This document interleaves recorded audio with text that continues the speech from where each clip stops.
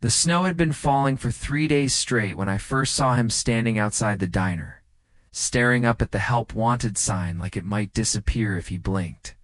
His truck, an old Ford that had seen better decades, sat in the parking lot with steam rising from its hood. And even from inside, where I was wiping down tables, I could see his shoulders were tight with the kind of tension that comes from being out of options. He wore a brown canvas jacket that looked too thin for Montana winter, and his dark hair was dusted white with snowflakes. Something about the way he stood there, so still and quiet in the swirling snow, made my chest tighten in a way I didn't quite understand. I'd been working at Maggie's Diner for 5 years. Ever since I'd aged out of foster care at 18 with nothing but a duffel bag and a high school diploma. The place wasn't much red vinyl booths that were cracked and patched with duct tape, a jukebox that only played country music from the 70s, and windows that fogged up every winter, but Maggie had given me a chance when no one else would. Now at 25, I was the assistant manager, which mostly meant I opened up at 5 in the morning and closed down at midnight. Living in the tiny apartment above the diner that Maggie let me rent for cheap, it was a quiet life, a lonely one if I was being honest with myself. But it was mine, and it was safe. The bell above the door chimed, and he stepped inside, bringing a gust of cold air and the scent of winter with him. Up close, I could see he was probably around my age, maybe a year or two older. Yes, with deep brown eyes that held the kind of weariness that had nothing to do with being physically tired. There was a softness to his features that contrasted with the obvious strength in his frame. And when our eyes met across the empty diner, I felt something shift in my chest, like a door I'd kept locked for years had just creaked open an inch. He cleared his throat, pulled off his worn baseball cap, and twisted it in his hands nervously.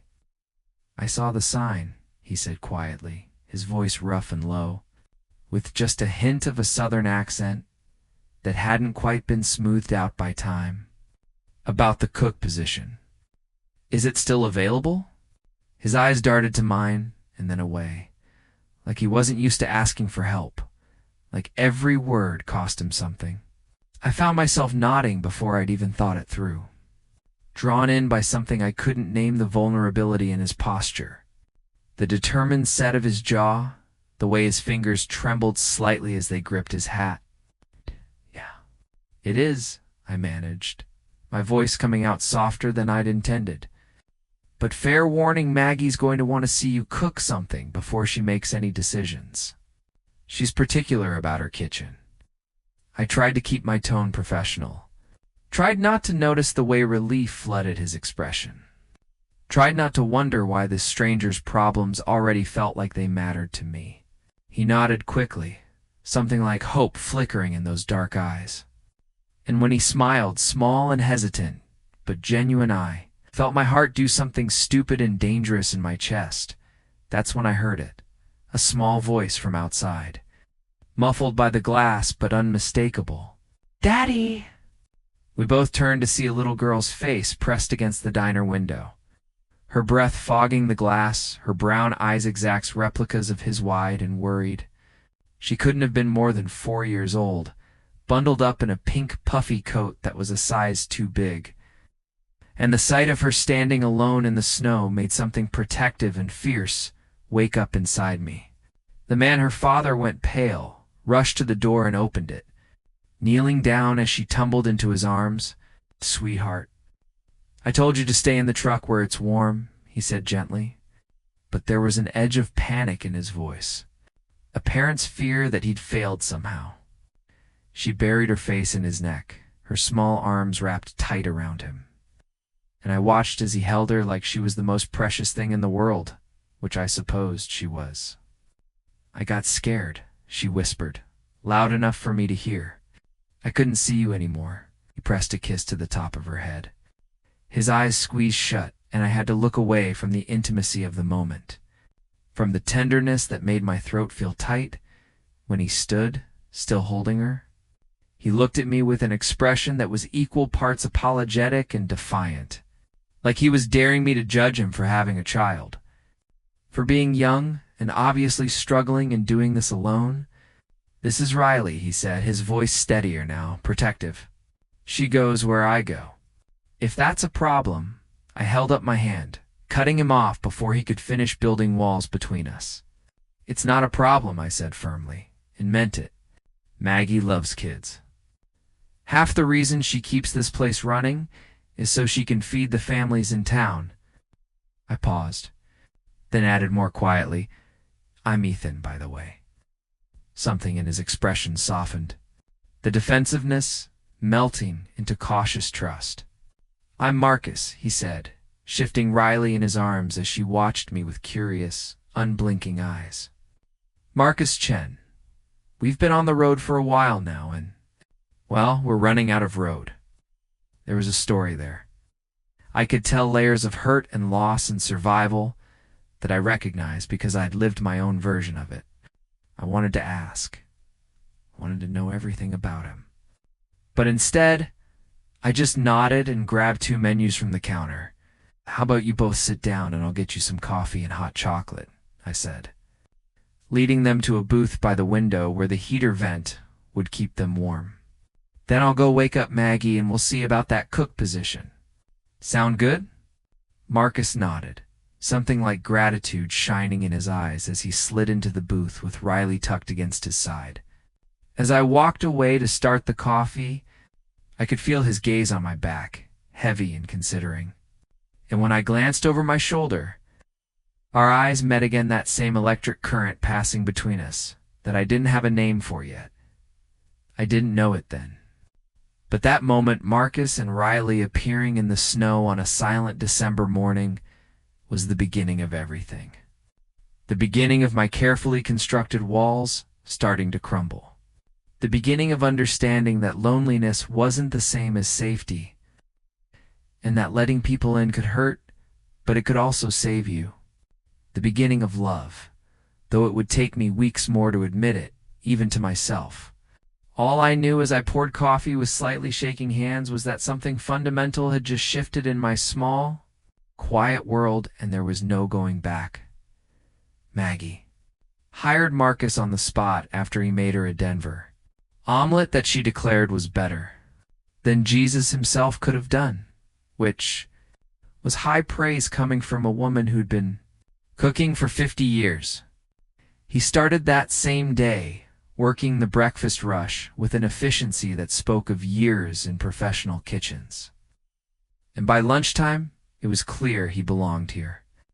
I tried not to watch him too much as I worked the front. Tried not to notice the way his forearms flexed as he worked the griddle, or the concentrated expression on his face when he plated dishes with care that spoke of pride in his craft. But it was impossible not to notice. Impossible not to be aware of his presence like a magnetic pull I'd never experienced before. Riley set up camp in the back booth with a coloring book and crayons that Maggie had produced from somewhere. In her apparently endless supply of things for children, every hour or so, Marcus would emerge from the kitchen, wipe his hands on his apron, and check on her, bringing her grilled cheese cut into triangles, making sure she had juice. Kneeling beside the booth to listen intently as she told him elaborate stories about the pictures she was coloring. Watching him with her did something to my heart that I wasn't prepared for. Made me ache with a longing I'd spent years trying to ignore. He was so gentle with her, so patient, and the love between them was palpable enough to fill the room. During the afternoon lull between lunch and dinner, when the diner was empty except for us, Marcus finally took his break. He slid into the booth across from me, where I was doing paperwork. Riley asleep with her head on his lap, and for a moment, we just sat in comfortable silence. His hair was slightly damp with sweat from the hot kitchen, and there was a smudge of flour on his cheek that I had to fight the urge to reach out and brush away. He looked tired but content. More relaxed than he'd been when he first walked in that morning and when his eyes met mine. I saw something there that made my breath catch curiosity, maybe, or connection. or the same confused attraction I was feeling. "Thank you," he said finally, his voice low and sincere. "For this? For giving us a chance."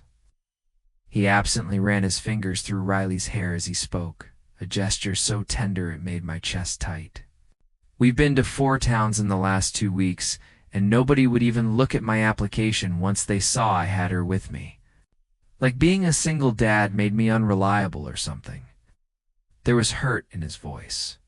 Old wounds that hadn't healed, and I found myself leaning forward instinctively, wanting to close the distance between us even though I didn't understand why. "People can be small-minded," I said quietly. "Thinking of my own experiences with judgment and rejection. Maggie's not like that. Neither am I." I paused, then asked the question that had been hovering between us all day. "Where's Riley's mom, if you don't mind me asking?"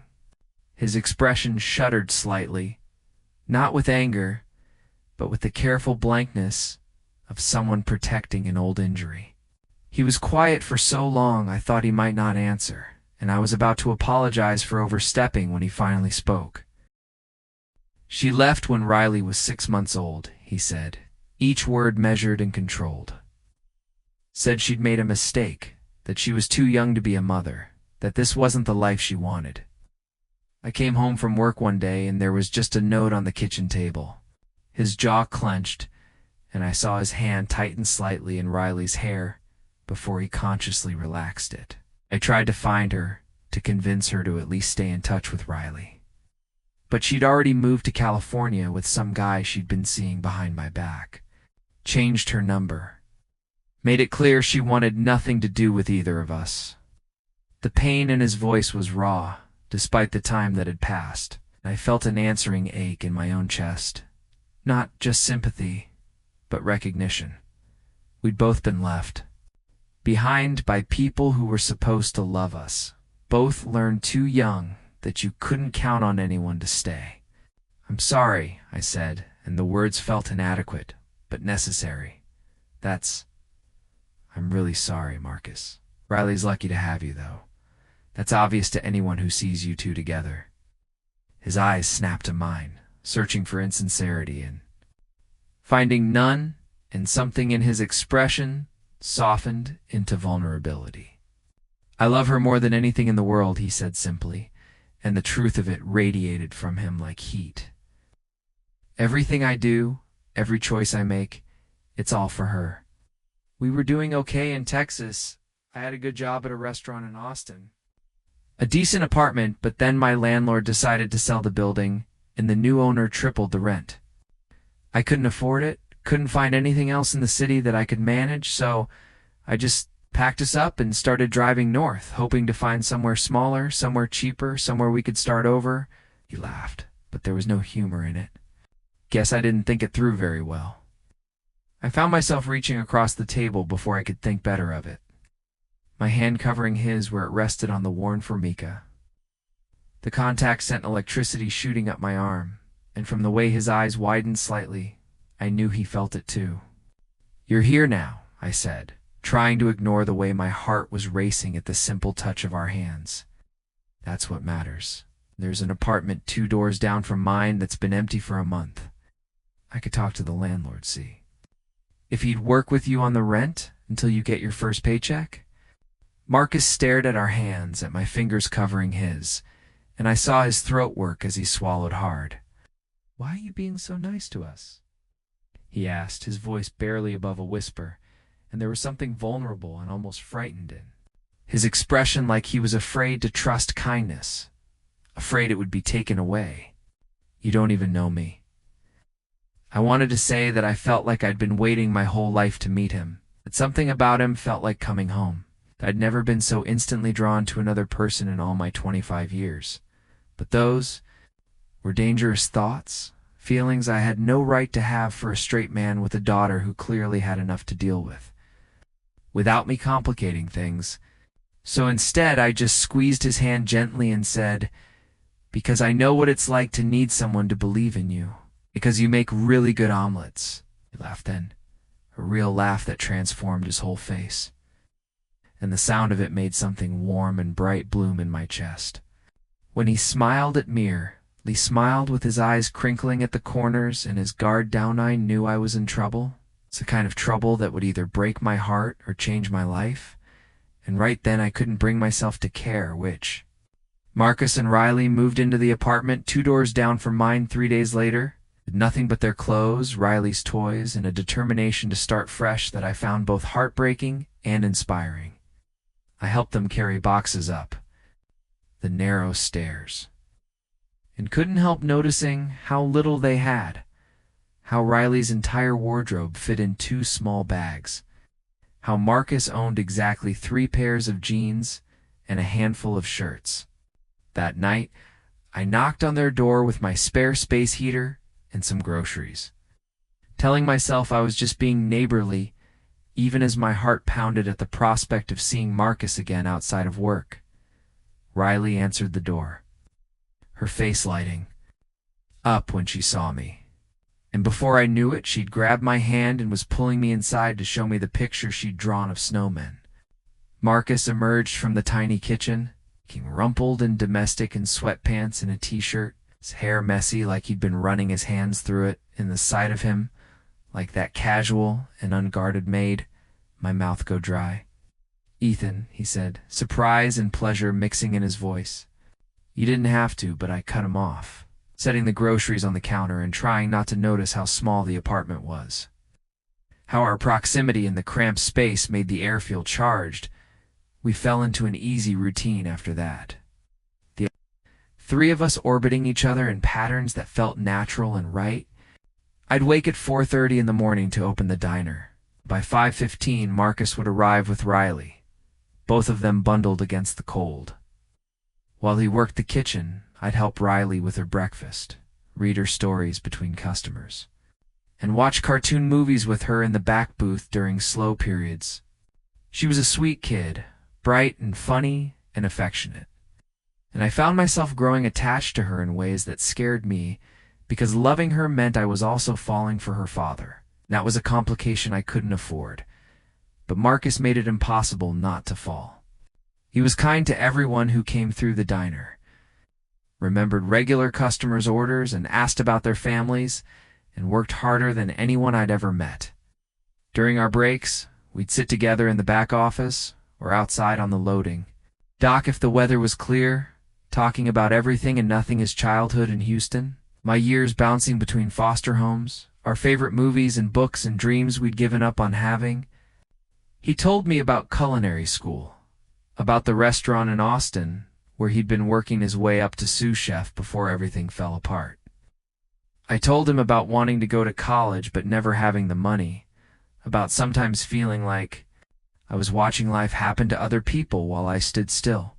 The physical awareness between us grew stronger with each passing day, creating a tension that hummed beneath every interaction.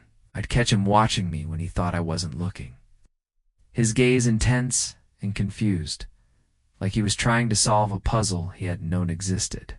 When we passed each other in the narrow spaces of the diner, our bodies would brush a hand against a hip, shoulders touching. The heat of him so close I could smell his cologne and the soap he used. And every contact felt deliberate, even though neither of us acknowledged it. My heart would race at the simplest things: his laugh, the way he said my name, the rare moments when he'd touch my shoulder or my back in passing and his hand would linger for just a second too long. 2 weeks before Christmas, we had our first real moment, the kind that changes everything, even when nothing technically happens. It was late past midnight, and I was doing the final cleanup while Marcus finished inventory in the walk-in cooler. Riley had fallen asleep in her usual booth, and the diner was filled with that particular stillness that only exists in the small hours of the morning when the world feels like it's holding its breath. I was wiping down the counter when Marcus emerged from the kitchen, his shirt damp from the cooler, his hair falling into his eyes. And when our gazes met across the empty room, something electric passed between us. He walked toward me slowly, like he was giving himself time to turn back, and stopped close enough that I could feel the cold radiating off his clothes. "Ethan," he said, my name barely a whisper, and there was something raw in his expression that made my breath catch. "I need to ask you something." My heart was pounding so hard I was sure he could hear it, and I managed to nod even though I wasn't sure what I was agreeing to. He was so close now, close enough that I could see the flecks of gold in his dark eyes. Close enough that if I leaned forward just a few inches, I could kiss him and God. I wanted to. Wanted it with an intensity that terrified me. "Why do I feel like this around you?" he asked, his voice shaking slightly. Like I can't quite catch my breath. Like I'm standing on the edge of something, and I don't know if I'm supposed to jump or step back. His hands were clenched at his sides. I could see the conflict in his face, confusion and desire and fear all tangled together. I've only ever been with women. Only ever wanted," he broke off, frustrated with himself, and ran a hand through his hair in a gesture I'd come to recognize as his nervous tell. I should have stepped back, should have made a joke to diffuse the tension, should have protected both of us from the complication this would create. But instead I found myself reaching out, my hands settling on his chest, where I could feel his heart racing as fast as mine. "I feel it too," I said quietly. The admission costing me everything because once the words were out, I couldn't take them back. "I've felt it since the first moment you walked through that door." His breath hitched, and his hand came up to cover mine, pressing it more firmly against his chest as his eyes searched my face. We stood like that for what felt like hours, but it was probably only seconds, balanced on the knife's edge of something that would change everything. I could see the moment he made his decision. Saw it in the way his eyes dropped to my mouth, and his weight shifted slightly forward, and then Riley stirred in her sleep, making a small sound that broke the spell. Marcus stepped back quickly, almost stumbling, his face flushed and his breathing uneven. He started, then stopped. "We should get her home. It's late." His voice was rough, and he wouldn't quite meet my eyes anymore.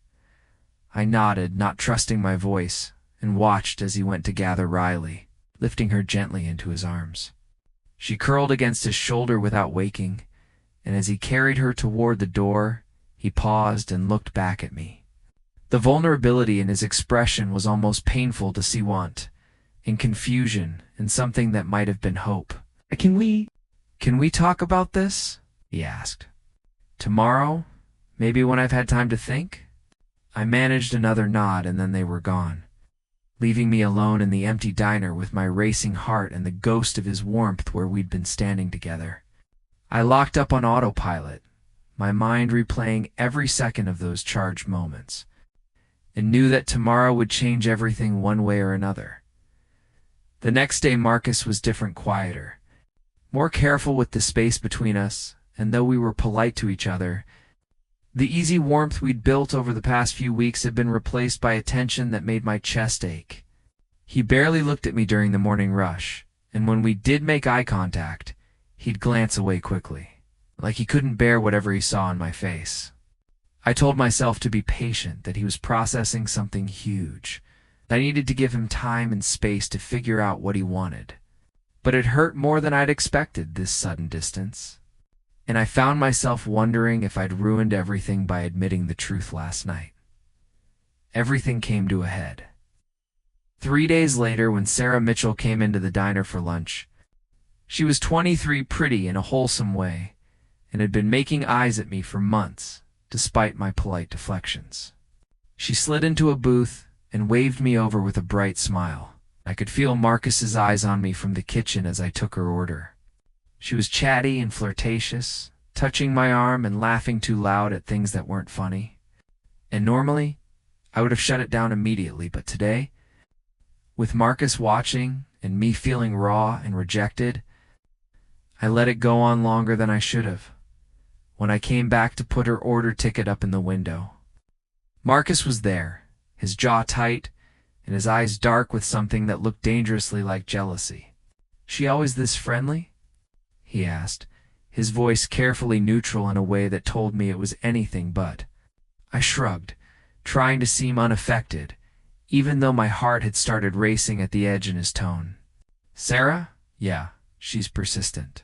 I met his gaze directly, saw the muscle jumping in his jaw. She asked me out a few months ago. I turned her down. Something flickered in his expression, relief. Maybe, or possessiveness. He looked like he wanted to say more. But a timer went off, and he had to turn back to the stove. The tension between us ratcheted up over the next few hours. Every time Sarah called me over for something, more water, extra napkins, to chat about nothing, I could feel Marcus's gaze burning into my back. When she finally left, tucking a napkin with her phone number and a little heart drawn on it into my apron pocket, something in Marcus seemed to snap. He waited until the diner was empty, until Riley was napping in the back, and we were completely alone. And then he was suddenly in front of me, his hands gripping the edge of the counter on either side of me, effectively caging me in. "Why didn't you tell her you weren't interested?" he demanded, his voice low and rough. His face was inches from mine, and I could see the rapid pulse in his throat, could feel the heat radiating off his body. "Why did you just let her flirt with you like that?" The jealousy in his voice was unmistakable now, raw and honest, and something fierce and triumphant rose up in my chest. I tilted my chin up, meeting his intensity with my own, refusing to back down even though my hands were shaking. Why do you care? I challenged, my own voice coming out breathier than I'd intended. "You've been avoiding me for 3 days, Marcus. You won't look at me, won't talk to me, won't even stand near me anymore. What was I supposed to think?" His eyes were blazing now, his breathing heavy, and I watched as emotions warred across his face, anger and fear and want all fighting for dominance. "So what? You were trying to make me jealous? Is that it?" The accusation hung between us, and I couldn't deny it wasn't at least partially true. "Maybe," I admitted, my heart pounding so hard I felt dizzy. Or maybe I was just reminding myself that there are people out there who aren't terrified of what they feel. People who don't run away when things get real. It was a low blow, and I knew it. But I was hurting and scared and tired of pretending I didn't want him with every fiber of my being. His jaw clenched, and for a second I thought he might actually walk away, but then he was pressing closer instead. One hand coming up to cup the side of my face with a tenderness that contradicted the intensity in his eyes. "I'm not running," he said fiercely. "I'm fucking terrified, Ethan. I've never felt like this about anyone, let alone a man. I don't know what I'm doing or how to navigate this, or what it means for Riley. And I keep thinking about all the ways this could go wrong and hurt all of us." His thumb brushed across my cheekbone, and the gentle touch made my eyes sting with unexpected tears. "But watching her touch you, watching you smile at her, made me want to—" He broke off, shaking his head. "Made me realize that being scared isn't a good enough reason to lose you before I even have you." The confession hung in the air between us, huge and terrifying and beautiful. "Marcus," I breathed, my hands coming up to grip his wrist, keeping his hand against my face. "I don't need you to have it all figured out. I just need you to be honest with me." With us, his eyes searched mine, and I watched as the fear slowly gave way to determination, to choice, to the decision to be brave even when it was hard. He leaned in slowly, giving me time to pull away, and when his forehead came to rest against mine, I stopped breathing. "I want this," he whispered against my lips, so close I could feel the words more than hear them. "I want you. God help me, Ethan, but I do." And then he was kissing me, soft and tentative at first, like he was learning a new language with his mouth.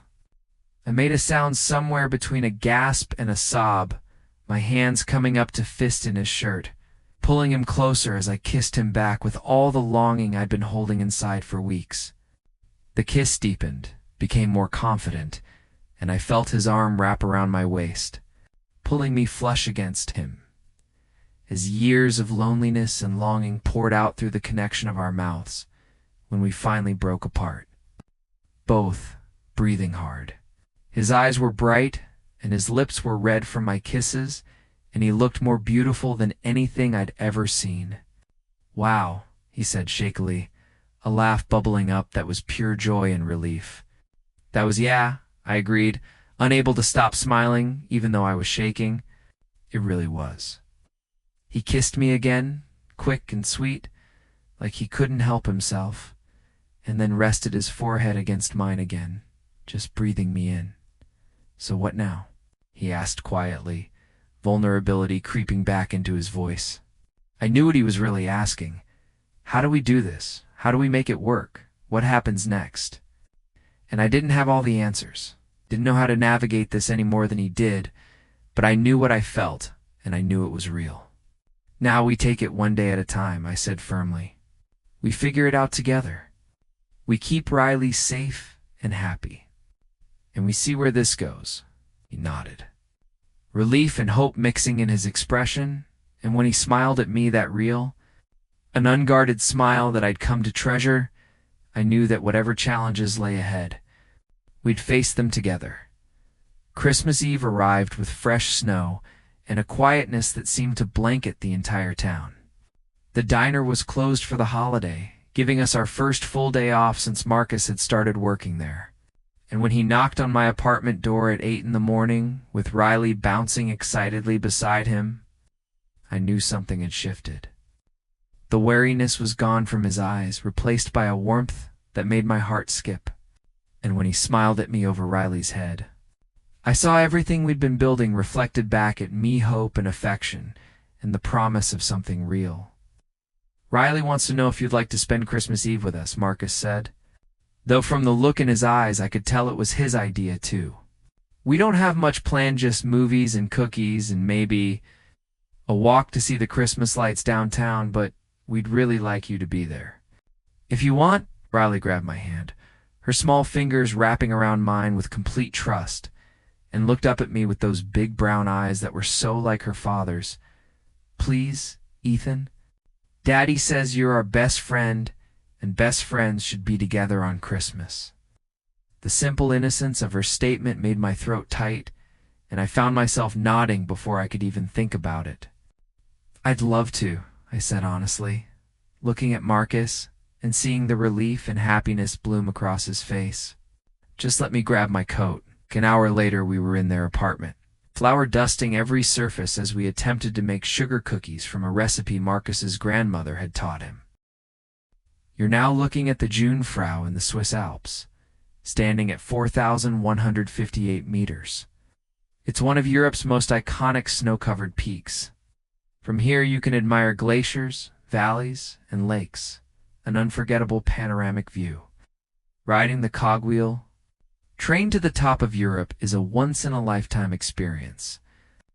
Whether hiking in summer or skiing in winter, this is a paradise for nature lovers. Riley was more interested in eating the dough than shaping it. Marcus kept sneaking looks at me like he couldn't quite believe I was really there, and the whole thing felt so domestic and right that it almost hurt.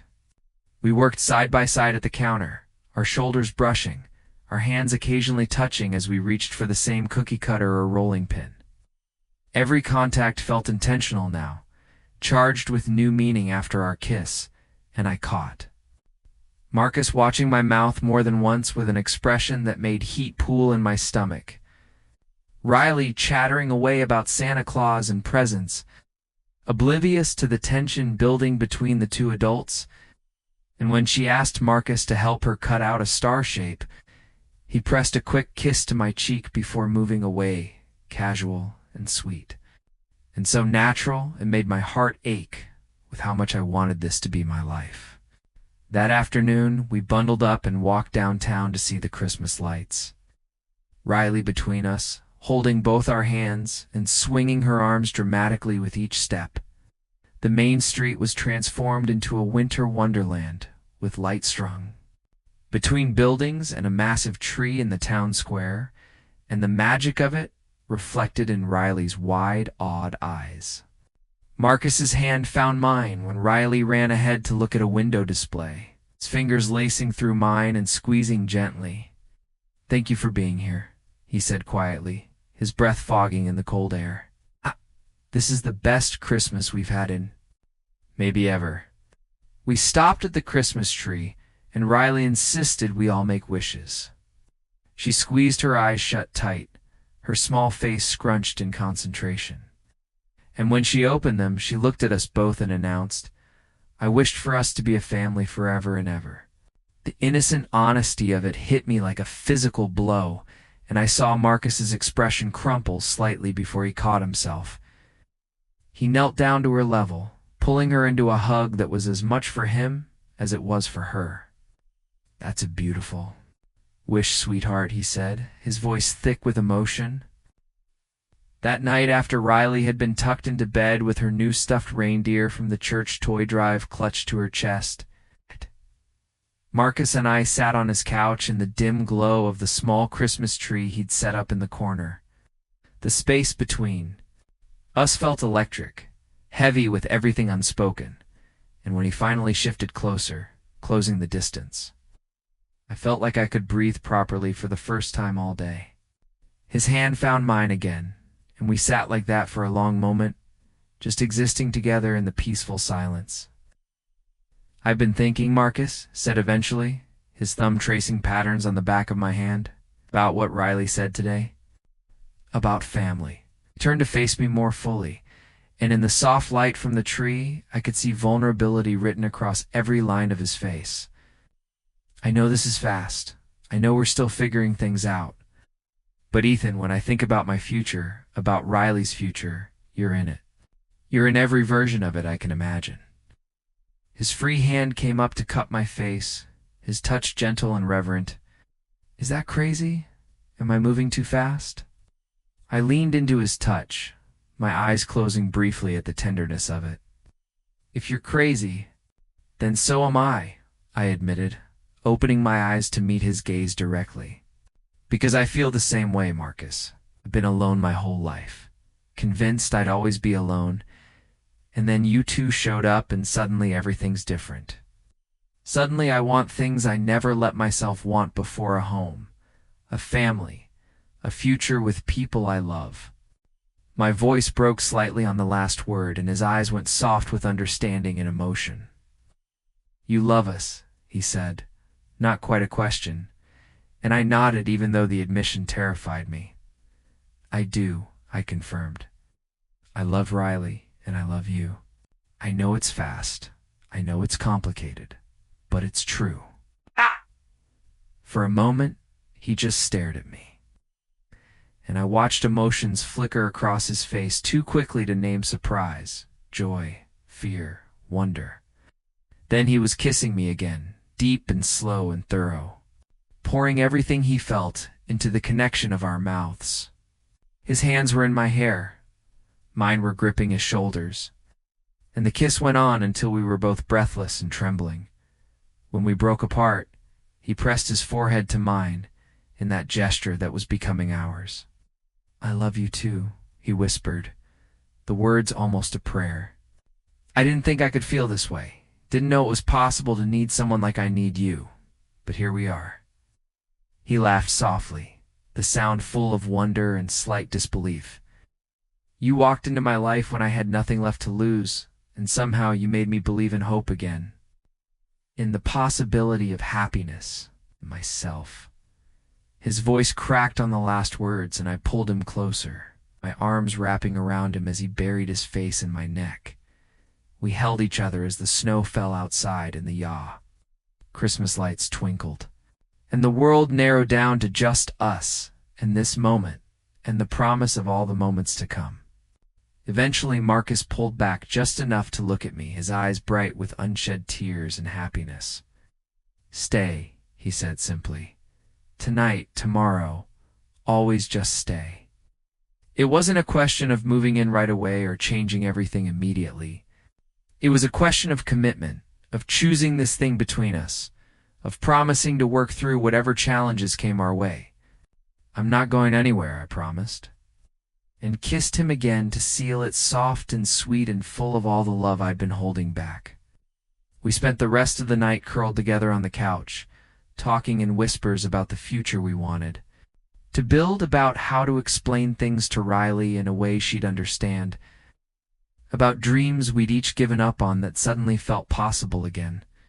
And when I finally went back to my own apartment in the early hours of Christmas morning, it was with the knowledge that I'd never truly be alone again, that I'd found my home in a man and a little girl who'd appeared in my life like a miracle in the snow. Christmas morning dawned bright and clear, the sun reflecting off fresh snow and making everything look like it was dusted with diamonds. I woke to a knock on my door at 7 a.m., and when I opened it, Riley was there in her pajamas, practically vibrating with excitement. "Santa came," she announced, grabbing my hand and pulling me toward their apartment without giving me time to even put on shoes. Marcus was in the doorway, coffee mug in hand, and a smile on his face that was so full of joy and contentment it made my chest tight. "Merry Christmas," he said softly as Riley dragged me past him, and the warmth in his voice wrapped around me like an embrace. Their tiny living room had been transformed into a wonderland of wrapping paper and ribbons. With Riley's modest pile of presents arranged carefully under the small tree, she tore into them with the unself-conscious enthusiasm of childhood, exclaiming over each gift like it was the greatest treasure in the world, a new coloring book, some clothes Maggie had secretly bought for her, a stuffed bear from Marcus that she immediately named Chocolate. But her reaction to the last present, a small wrapped box with my name on the tag, stopped my heart. She looked between Marcus and me, her eyes wide. "This one is from you too, Daddy?" she asked, and I realized Marcus must have helped her understand that I was special to him, that our relationship was evolving into something more. "Actually, I have something for both of you," I said, pulling out the gifts I'd hidden in my apartment the night before. For Riley, I'd found a beautiful illustrated book of fairy tales, and for Marcus's, my hand shook slightly as I handed it. To him, I'd framed a photo I'd secretly taken of him and Riley in the diner, both of them laughing at something, the love between them captured perfectly.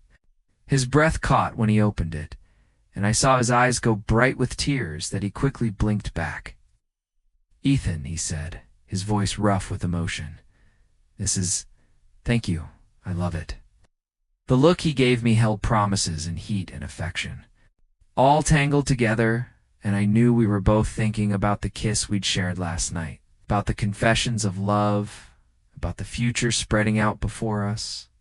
Riley opened my gift next and immediately climbed into my lap to look through the book, her small body warm and trusting against my chest. Marcus watched us with an expression I couldn't quite read, soft and vulnerable and a little odd. When Riley asked me to read her a story, he sat down next to us on the couch, close enough that our thighs pressed together. We spent the morning like that, the three of us tangled together reading stories, Riley's presence keeping things appropriate even as the awareness between Marcus and me built with every accidental touch, every shared glance. This was what family felt like. I realized this warmth, this belonging, the sense of being exactly where I was meant to be. After lunch, while Riley was napping, Marcus pulled me into his bedroom under the guise of showing me something. The moment the door closed behind us, he was kissing me, desperate and needy, his hands cupping my face as he pressed me back against the wall. "Been wanting to do that all morning," he breathed against my mouth, and I could feel him smiling as he kissed me again. "Watching you with Riley. Seeing you in our life, Ethan. You have no idea what that does to me." His hands slid down to my waist, pulling me closer, and the heat between us ratcheted up several degrees. "I think I have some idea," I managed, my fingers tangling in his hair as he kissed along my jaw, down my neck, finding the sensitive spots that made me gasp. We lost ourselves in each other for long minutes, kissing and touching and learning, the rest of the world falling away until there was nothing but the connection between us and the promise of more. When we finally broke apart, both breathing hard and thoroughly disheveled, Marcus rested his forehead against mine and laughed softly. "We should probably stop before Riley wakes up," he said, though he made no move to step away. "Probably," I agreed, but I kissed him once more, slow and deep and full of promise. "To be continued." He nodded, his eyes dark with want and affection. "Definitely to be continued," he confirmed.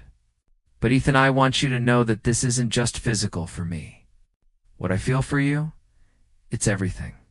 I want all of it with you, the quiet mornings and the hard conversations and building a life together. I want to introduce you as my partner. I want Riley to know that families come in all forms and that love is what matters. I want forever with you, if you'll have us." The enormity of what he was offering made my eyes sting with tears I refused to let fall. "I want that too," I said, my voice shaking with the weight of everything I felt. All of it. Forever. Stood there holding each other, neither of us quite ready to let go until we heard Riley stirring in her room. Marcus pressed one last quick kiss to my lips, then straightened his shirt and tried to smooth his hair into something less obviously just kissed. "How do I look?" he asked, and I couldn't help but laugh. "Like you've been thoroughly made out with," I teased, reaching up to fix his collar. "But happy. Really happy?"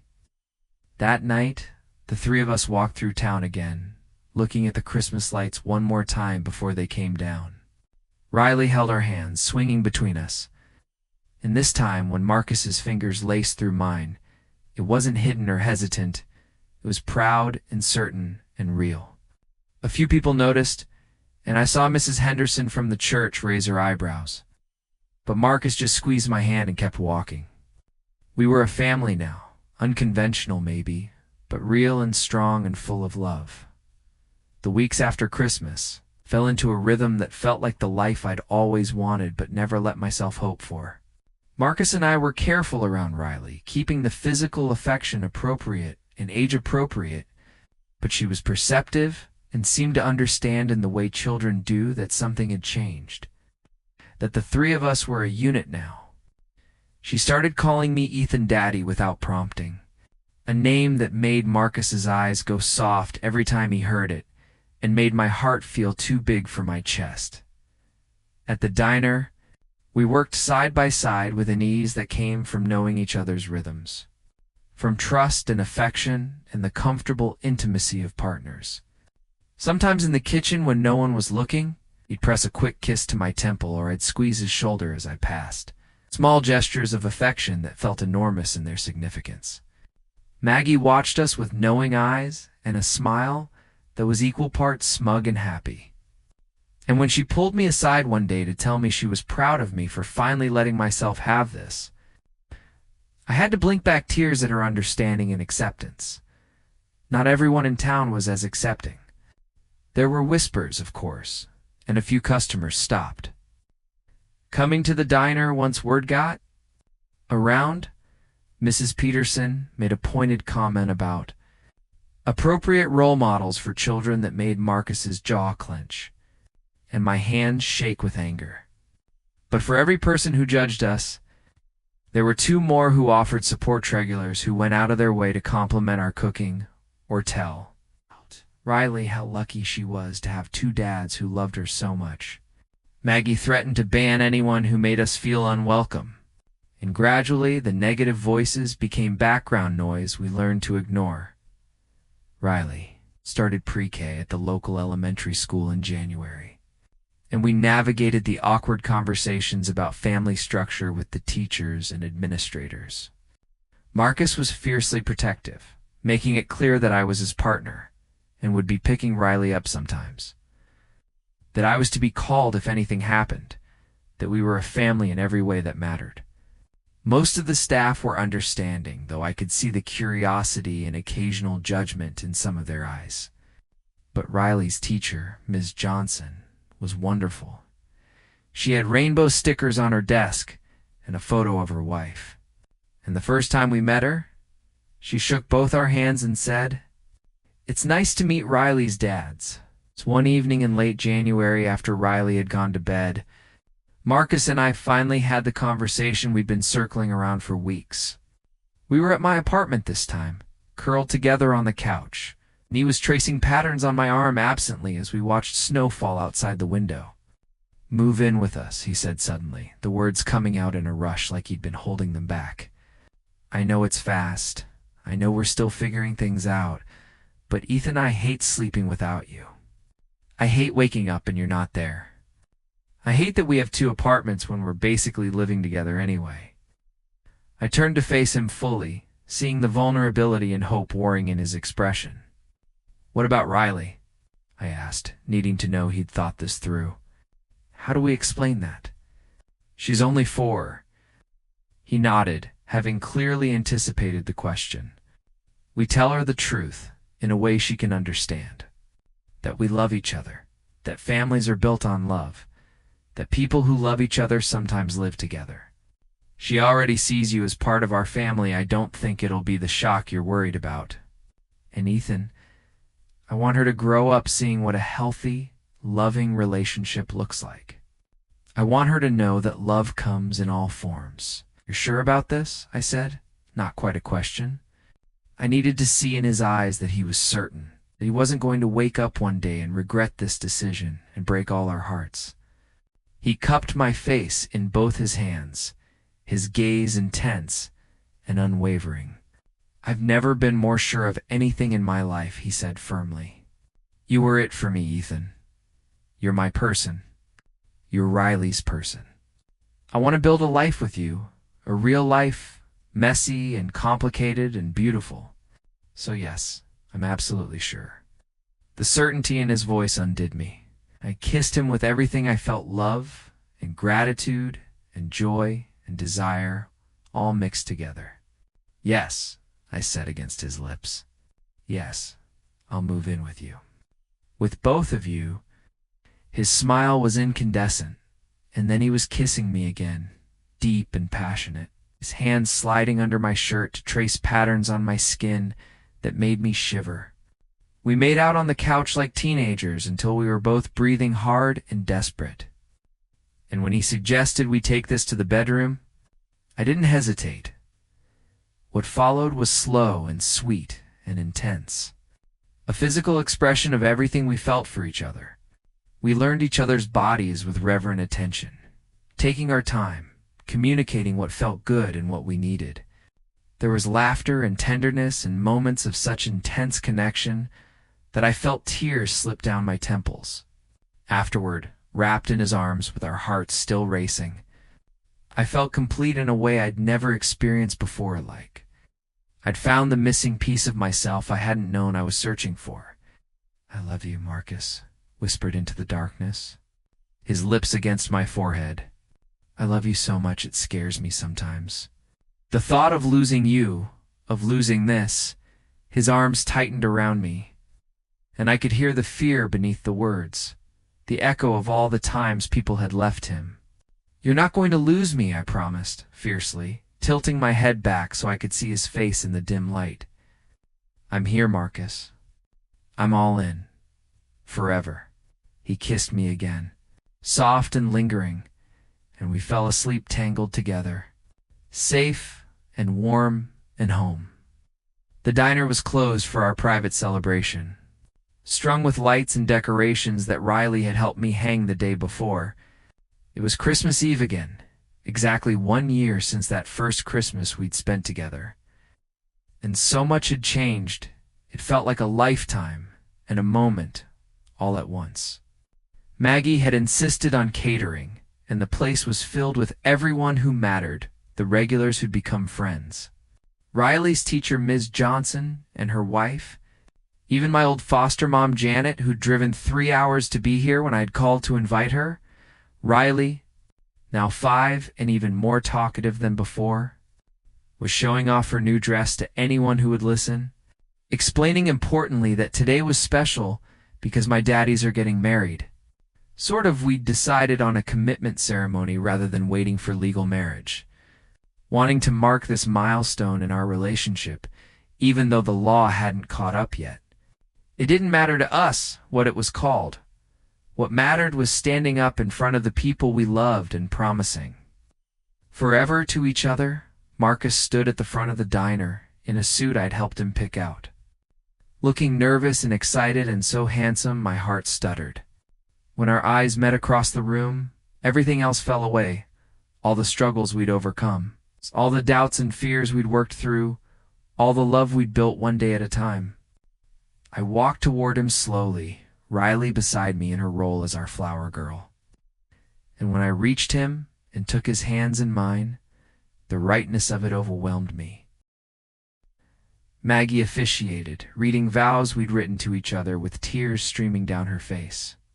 Marcus promised to love me through the hard times and the easy ones, to build a home with me, to trust me with his daughter and his heart. I promised to stand beside him always, to be a father to Riley, to never stop choosing him and us and this family we'd created. When we exchanged rings, simple silver bands we'd picked out together, Riley cheered loudly, making everyone laugh. And when Maggie pronounced us partners for life, the applause was deafening. I kissed my husband in all but law, tasting his tears and his joy and the promise of our future, and felt complete. This was home, not a place, but these people, this love, this life we'd built from nothing but hope and courage and the willingness to take a chance on each other. When we broke apart, Marcus pulled Riley into our embrace. The three of us wrapped together as our family and friends celebrated around us. And I knew that every hard thing I'd been through had been leading me here to this moment. To these people who were mine and I was theirs, as the night went on and we danced and ate and celebrated, I caught Marcus watching me with an expression of such tender love it made my throat tight. "What are you thinking?" I asked quietly, pulling him close as music played in the background. He smiled. That real, unguarded smile that I'd fallen in love with a year ago, and kissed my forehead gently. "I'm thinking that I came to this town with nothing, desperate and scared and sure I'd never be happy again. And then you opened the door and gave me a chance, gave us a chance, and suddenly everything changed." "Best decision I ever made," I said honestly, meaning every word. "Opening that door, letting you in it, saved me just as much as it saved you." He nodded, understanding in his eyes because he knew my story, knew about the loneliness and the fear and the walls I'd built to protect myself. We'd saved each other. We'd have found home in each other when neither of us believed home was possible anymore. Riley ran up to us then, demanding another dance, and Marcus scooped her up and spun her around until she was shrieking with laughter. I watched them, my heart so full it almost hurt, and thought about that silent Christmas morning a year ago when a stranger appeared in the snow and changed my life forever. That cowboy who'd walked through the door with nothing but a broken-down truck and a daughter he loved more than anything. He'd given me everything I'd ever wanted and things I'd never known to dream of. As the snow began to fall outside and the lights twinkled inside, the three of us danced together in the center of the diner, our home. Our beginning, and I knew that this was just the start of our story. There would be challenges ahead, obstacles to overcome, and moments of doubt and fear. But we'd face them together, this family we'd chosen, and that made all the difference. I caught Marcus's eye over Riley's head and mouthed, "I love you," watching his face light up with joy as he mouthed it back. And in that moment, with snow falling and music playing and love surrounding us, I understood what it meant to be truly, completely home. The end.